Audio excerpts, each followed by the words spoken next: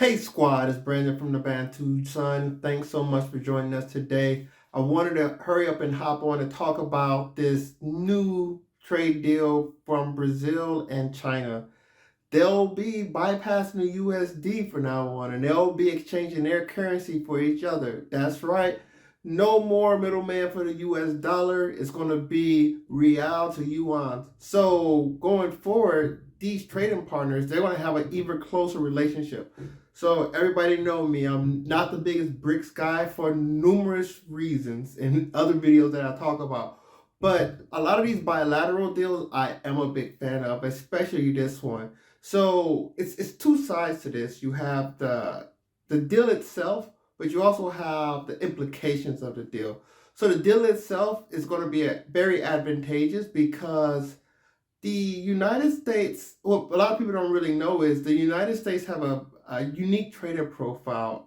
It has your high-end tech ability, of course, and a great business and capital source. But from a resource point of view, it's highly agricultural.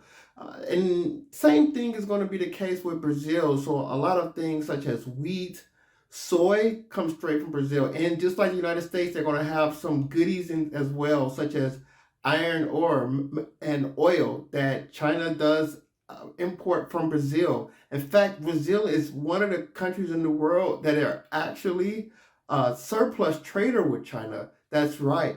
Brazil export more to China than it actually imports. So that's going to be a great relationship for them. And for China, this is an opportunity, and it shows that they're maturing and they get to the point where they're ready to be a big brother.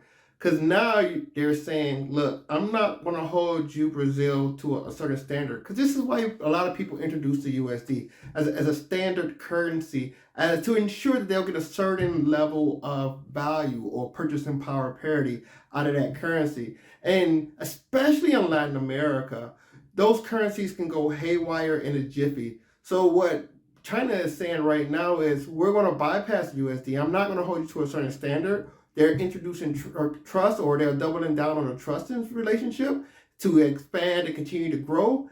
As a result, of course, they're going to save on cost and fees of cutting that middleman out as you do in any other deal.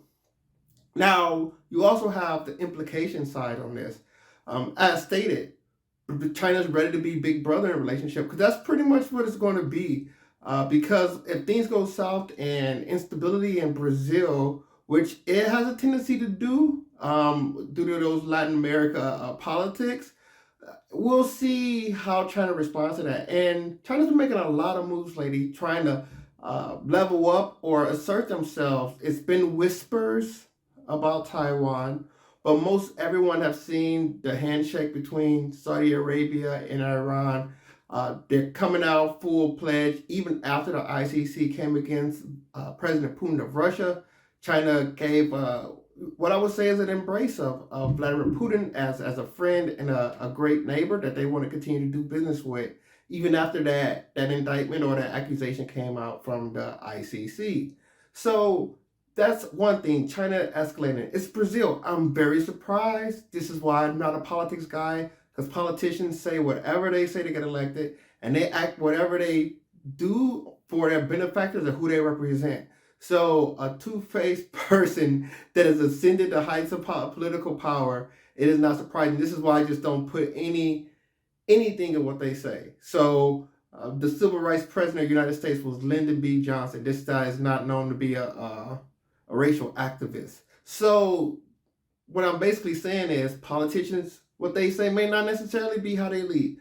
I thought President De Silva was going to be a lot more, how should I say, left. And when I say left, I mean domestic, focusing on labor, focusing on tariffs. So him actually going into this relationship with China, a country that is going to flood your market with low-cost goods, outcompete your manufacturers, I think that's very interesting. And I know that it was just an Iberia conference in the DR, and I was really off the wall about that because I was saying Mexico wasn't attending, Brazil wasn't attending. So what was the point of the conference?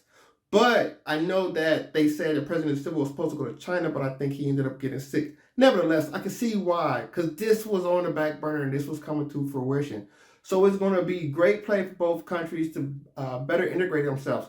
So the one downside, I guess you can say, outside of the things we don't know, is the security aspect of this relationship. As I said, so China's kind of hedged themselves because U.S. is such a major temperate zone agricultural producer and energy supplier. And it's kind of aligned itself with Ukraine and Europe, which is also a major source of temperate agriculture. Now, Brazil and Argentina are going to be the next sweet spot. So, it's certain sweet spots where you have certain goods that grow in abundance, right? And that temperate agricultural zone, primarily United States, Europe, it's going to be in that southern region of South America, your Brazil, Argentina, Chile area, Uruguay as well. But Brazil is such a massive country, so its scale is amazing. Then you also have some of this week on a region in Australia as well. So it's really a strategic play. It really gives China some leverage and some diversity.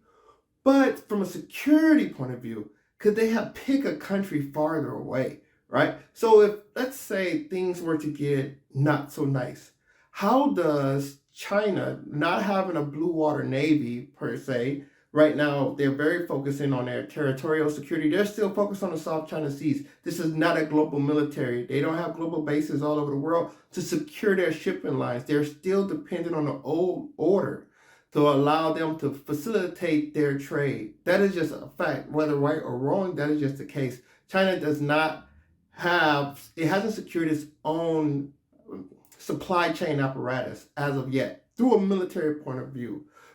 Up to now, it has only come out to say they're non-judgmental because they don't want to tell you how to run your life like the Americans do. But they haven't necessarily had to deal with the ups and downs of leadership that America has. So as China grow, they're going to have to evolve into this role where they have to be flexible and strong enough to deal with the ebb and flows of just geopolitics in the world we live today. So I think, of course, the West has had to be taken a little bit aback. I don't think it's any major serious concern, but it's like one more brick out of their wall, no pun intended. But it's one more brick out that wall, one less lever that they can pull on because the USD is no longer required for this trade between Brazil and China. Truthfully, it probably should have never been that way, but hey, we'll give them points for doing what they're supposed to be doing. So what it goes back to is you see you see Vice President Harris over in Africa now. And this, to me, is what you're really wrapping up to because the West is going to have to hedge their bets on this. The weakness of this deal, as I said, is going to be the distance. America has the trump card in the Pacific Ocean, and that's the Hawaiian Islands. It sits in the middle of the Pacific, relatively speaking. You can't cross angles without going through that bad boy, right? It's the biggest island out there, large population. So if you want to go from China to Brazil, you got to go past Hawaii and you have to go through the Panama Canal. And if you want to go the opposite way, you have South Africa, another fellow BRIC country. So we'll see. But South Africa also has very strong ties with the West and strong historical and cultural leanings with the West. So we'll see if it's going to be an amped up engagement with the West and South Africa. Another big play is going to be West Africa and getting them in line because that West African route will go from Brazil to the Mediterranean to the Indian Ocean. But primarily shipping is either going to go past South Africa or it's going to go through the Panama Canal going west. And both of these routes, especially that Panama Canal route, is going to be in America's sphere of influence. But we'll see what Vice President Harris can walk away from in Africa. I want to say the three countries are Ghana, Tanzania, and Zambia. I'm not for sure 100%. But those was a very odd trio to me. I'm not really getting the theme yet.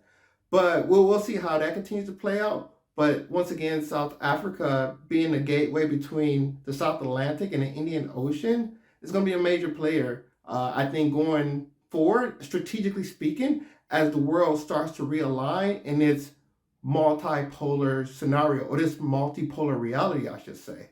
So just want to give an update on that. That's my thoughts. I'd love to hear what you guys think. Please like, subscribe, and share. comment below. I'd like to hear what I like to hear what you guys are thinking. So comment below. I'd love to hear from you. Until next time, take care. Bantu up.